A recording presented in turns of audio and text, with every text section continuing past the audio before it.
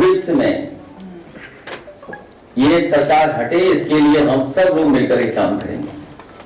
जब सरकार हटेगी तो चीजें बदलेंगी। जिस समय टेक्नोलॉजी का इतना ज्यादा प्रचार और इतना ज्यादा पेनिट्रेशन यूपी में नहीं था, उस समय भी समाजवादियों ने टेक्नोलॉजी का साथ लेकर के, चाहे वो डायल 100 हो, एम्बुलेंस सर्विसेज हो, एससीएल का ट्रेनिंग इंस्टीट्यूट आया हो, ट्रिपल आईटी आया हो, या स्कूलों को मॉडर्नाइज करने के लिए काम शुरू हुआ हो, या अभिनव स्कूल बनाने शुरू कर दिया हो, नया इंफ्रास्ट्रक्चर स्कूलों को दिया हो, ये लगातार काम चल रहे थे। इसके साथ साथ बच्चों के हाथ में लैपटॉप दिया, जिससे कि बच्चे पढ़ लिख सके, उनके परिवार में भी लोग पढ़ लिख सके और आगे बढ़ सकें। और गांव-गांव इंटरनेट बिछाने का भी उस समय, हालांकि वो प्राइवेट इन्वेस्टमेंट था, तब भी उसके लिए सबसे बड़ा कदम समाजवादी ने उठाया था। और आपको याद होगा जब लॉन्च हुआ था तो हजरतगंज में उसको हम लोगों ने फ्री भी किया था वाईफाई।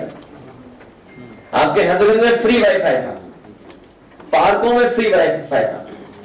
एक ही संकट है उत्तर प्रदेश में, वो है भारतीय जनता पार्टी।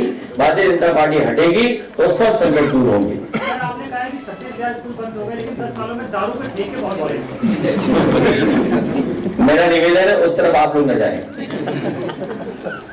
उस तरफ जाने की आदत न डालें। और केवल वही नहीं बल्कि गांजे की भी सील बढ़ी है।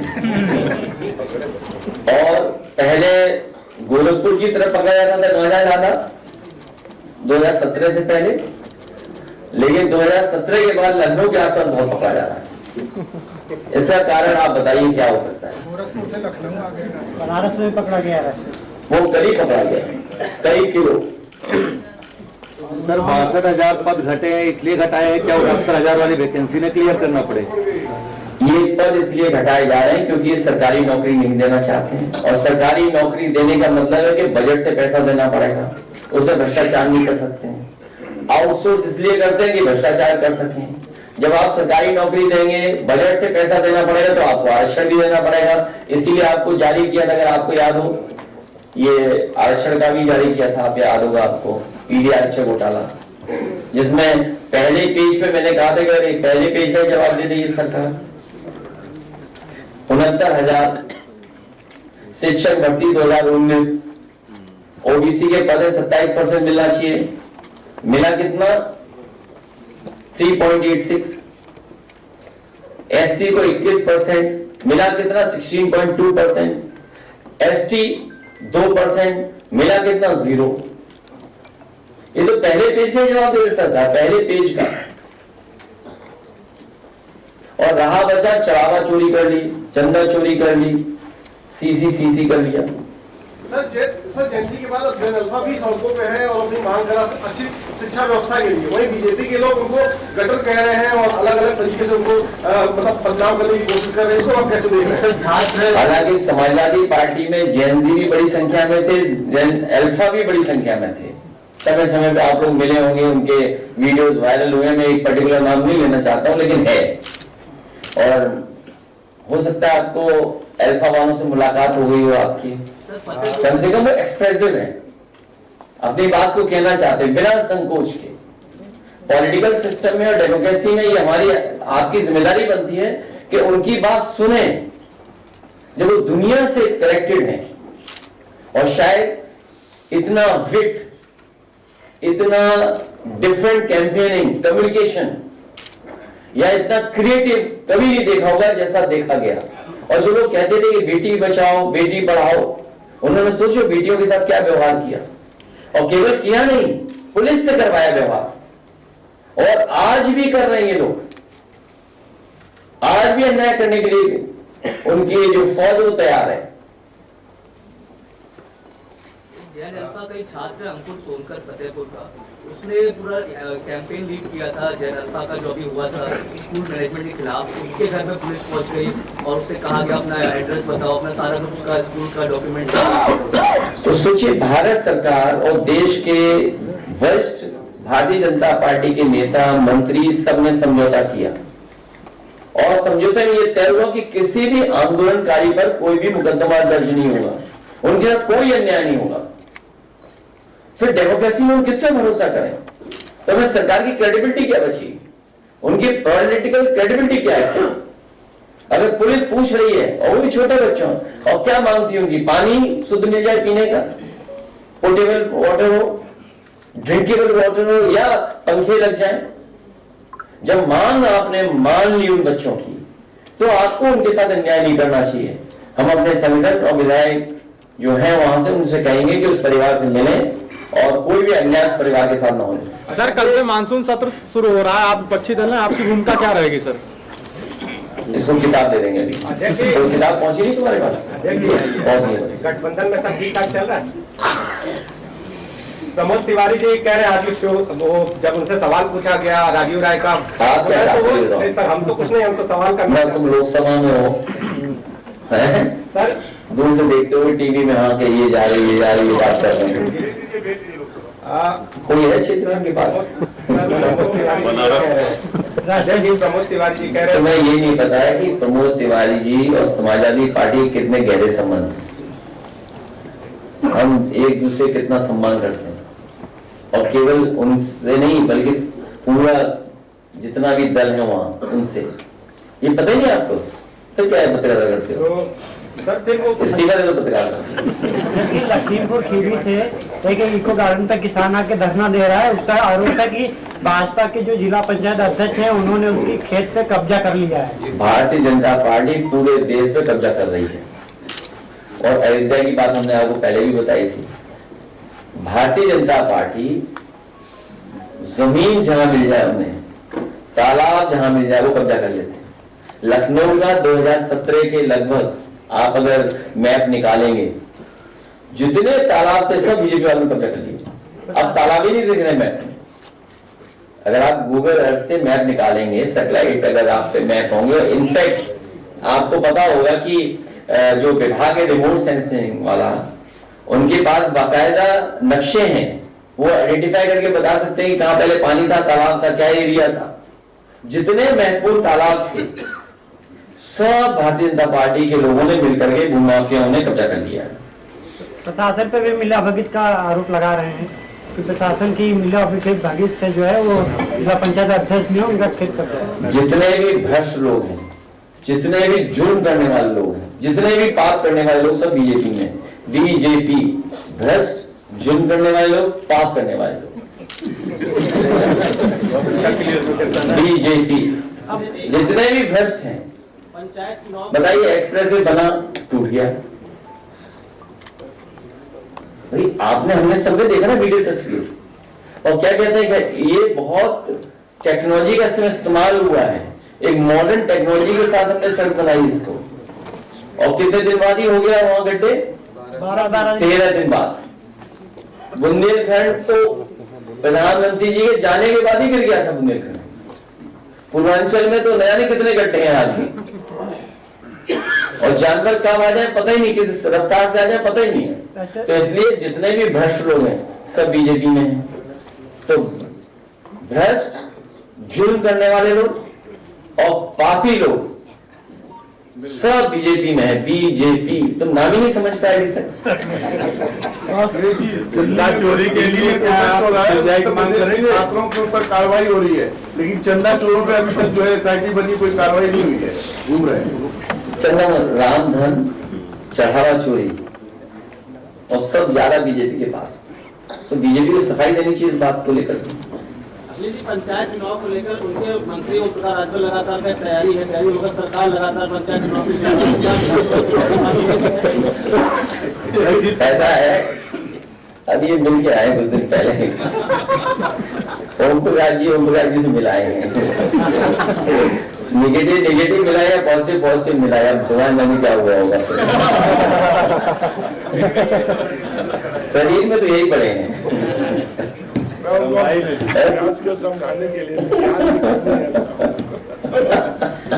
चंदा चोरी का क्या सुझाव? इसलिए देखिए बाई इलेक्शन नहीं हो पा रहा है, पूरे देश में बाई इलेक्शन हुआ, सरकार पीछे हट गई बाई इलेक्शन से। हारने की नहीं, वो जानते थे कि फोर्स लगाना पड़ेगा, बिना फोर्स के जीत पाएंगे। और कितना फोर्स से वो काम लोगे आप? बीजेपी वाले कभी भी सगे नहीं हो सकते किसी के। आप देखिए दिल्ली में जो हुआ, सवाल तो ये कि लाठी पड़ी, उन्हें पता है लाठी किसने मरवाई, लाठी चलाने वाले को पता है किसके ऑर्डर में लाठी चली, जिस पे लाठी लगी उसे पता है किसकी वजह से लाठी पड़ी है, और बीजेपी सरकार में उसे पता ही नहीं लाठी किसके ऑर्डर से चली है। आज अधिकारियों के साथ ही नहीं है वो, सोचिए आप, और अधिकारियों को आगे कर दिया। एक अधिकारी तो इस्तीफा दे दिया। इसलिए जो अधिकारी अभी अन्याय कर रहे हैं ये भी जान लें कि बीजेपी उनकी भी सही नहीं है। जिस दिन उन्हें लगेगा कि फंसने वाले हैं ये लोग, उसी दिन साथ छोड़ देंगे। अब वो सब अपनी मन की बात कह रहे हैं। एक विभाग है उसके मंत्री का सब मन की बात जानना चाहते हैं, वो आए मेरे सदन में। सभी सांसदों के सामने बला टल गई, मामला निपट गया, उन्होंने उनके मन की हो गई बात। सर, बीजेपी के एक विधायक वीवीआईपी गेस्ट हाउस पर धरने में उनसे जब पूछा गया कि नीट पेपर लीक पर सर क्या रुकर, कह रहे हैं कि हमने फिर एग्जाम तो करा दिया, क्या युवा का भविष्य यही इतना हल्का है? भारतीय जनता पार्टी पहले से साजिश षड्यंत्र करती आई है, सूची लिस्ट बदलने का काम ये करते आए हैं। और यूपी के हमारे सीनियर जर्नलिस्ट लोग या बड़े जर्नलिस्ट लोग ये जानते होंगे, एक समय पर बीजेपी की सरकार थी और बीजेपी ने पूरा 0 सेशन हो गया था, 0 सेशन हुआ था, केवल इसी वजह से हुआ था। और जो अगर उस समय के जो लोग रहे होंगे एग्जामिनेशन कराने वाले लोग, अगर आपके संपर्क में हो तो पता करना कि उस समय बीजेपी के लोग लिस्ट बदलवाना चाहते थे, अपने लोगों को शामिल करना चाहते थे। जब उन लोगों ने मना कर दिया कि हम नहीं शामिल करेंगे, उसकी वजह से वो सेशन 0 हुआ था। आप पता करवा लीजिए केजीएम में और किसी मेडिकल कॉलेज में। मेडिकल का था तो मेडिकल का 1993 में। अरे नंबर आए थे।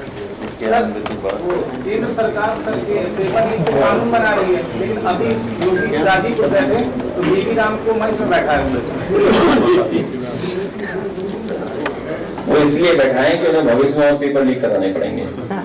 20 हो चुके हैं पेपर लीक, 10 साल में 20।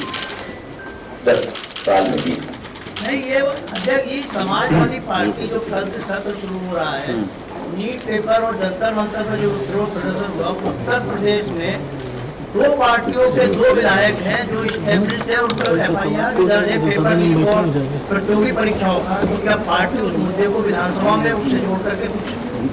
वो मुद्दा तो उठेगा ही उठेगा, और उत्तर प्रदेश के जेनजी और अल्फा भी देख रहे हैं कि जो पेपर लीक करते हैं वही सरकार में बैठे हुए लोग हैं।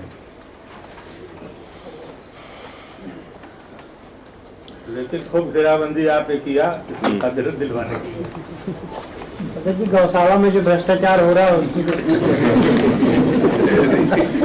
अभी प्रभु हनुमान जी से हम लोगों ने सबने आशीर्वाद ले लिया है। ये वही हैं जिनके साथ हनुमान जी क्या व्यवहार किया था, याद है आपको? याद है? और ये FIR किस पे लिखा रहे हैं अभी लोकसभा में? समाजवादियों पर, विपक्ष के लोगों पर, पप्पू यादव पर, अवधेश जी पर, कांग्रेस पार्टी के नेता उन पर। तो FIR इन पे क्यों नहीं हुई? उन्होंने हनुमान जी को इस तरीके से पेश किया, उन्हें मजबूर किया, उनकी गरीबी का मजाक उड़ाया उन्होंने। जितने भी ये पात्र बनते हैं, कलाकार बनते हैं, वो सब गरीब घर के परिवार के हैं, उनका इसी से जीवन यापन होता है। इसलिए पहले भी मैंने कहा था, अगर आपको याद हो 22 से पहले, चुनाव से पहले, तभी डॉक्टर राम मनोहर लोहिया, नेताजी, हम सब लोग रामायण मेला कराते थे। रामायण मेला का बजट होता था चित्रकूट में और अयोध्या में। इन पात्रों को जो कलाकार हैं, समाजवादी सरकार बनने पर इन कलाकारों को सम्मान दिया जाएगा। और साथ ही साथ जो हमारी हिंदुस्तानियत की परंपराओं को जो बढ़ावा देते हैं, जो भाईचारा, जो बंधु राष्ट्र बनाने के पक्ष में है, ऐसे कलाकार और ऐसे लोग, बुद्धिजीवी, कोई भी होगा, उन्हें हम लोग सम्मान राशि से जोड़ने का काम करेंगे।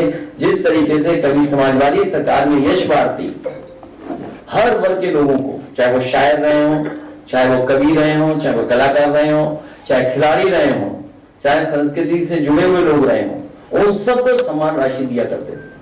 भविष्य में हमारी हिंदुस्तानियत तहजीब को बढ़ाने के लिए, उन परंपराओं को बढ़ाने के लिए अगर हमें सम्मान राशि तय करनी पड़ेगी तो इन कलाकारों के साथ उनको भी सम्मान राशि देने का काम करेंगे। हम लोग 22 में भी कर चुके हैं, आपको याद होगा। अध्यक्ष जी, जिस तरह से जो है सोशल मीडिया पे पीएम मोदी जी ने आगे जैन जी को माफी मांगने के बजाय माफ कर दिया, तो क्या ये डैमेज कंट्रोल का कोई तरीका है? हालांकि मैं कोई वो नहीं हूं जो सजा दूं, लेकिन बीजेपी विश्व की सबसे बड़ी पार्टी, सबसे बुद्धिजीवी पार्टी, उन्होंने प्रधानमंत्री जी को फंसा दिया उन्हें रील बनाने के लिए, और जैन जी ने उनकी रील बना दी। भाई पूरी बीजेपी ने उन्हें आगे कर दिया, रील बनाई है आप। और जब हम लोग इंस्टाग्राम पे रील देखते हैं तो बड़ा दुख होता है, कैसी कैसी रील बन करके आ रही है। इसलिए बीजेपी वाले किसी के सगे नहीं, अंडरग्राउंड, अनरजिस्टर्ड, एक रंगी लोग, वो किसी के नहीं है।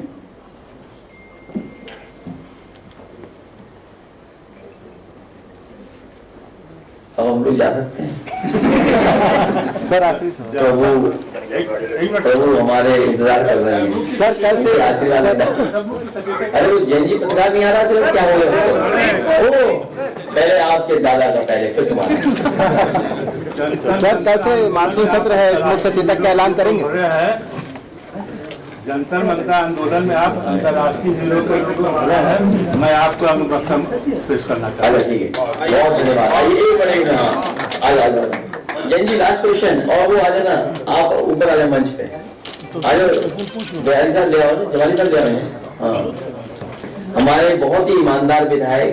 अरे जैन जी पहले पूछो, फिर बाद में सर। सर मेरा सवाल ये है कि लगातार आप देख रहे हैं प्रधानमंत्री जी सोशल मीडिया के माध्यम से जेन जी को टारगेट करने की कोशिश कर रहे हैं। सर क्या आपको नहीं लगता आपको भी ऐसी रील्स बनानी चाहिए? क्या आपको भी ऐसी रील्स बनानी चाहिए? आप डायरेक्ट जेन जी से कम्युनिकेट नहीं, मैं अपने जैन जी भाइयों से, जैन जी नौजवानों से, जैन जी और ये हमारे जैन जी पत्रकार, सर मेरा नाम लीजिए काशिफ नहीं तुम्हारे जैन जी पत्रकार, सबसे पहले नाम दिया तुम्हारे मैंने, गलत बात, तुम तो हो ही उस उम्र की ना। खैर, तो मैं निवेदन आपसे करूंगा कि आप हमारे लिए अच्छा बनाइए, क्रिएटिव करिए, कुछ क्रिएटिव हो आपका, तो हम उसको प्रमोट करेंगे, हम लोग भी उसका। सर हम जेन जी स्टाइल में आपका एक इंटरव्यू करना चाहते हैं। वो स्टाइल क्या होगी? तो वो हमें ट्रेन कर देना थोड़ा, तब हम आपके साथ इंटरव्यू में बैठेंगे।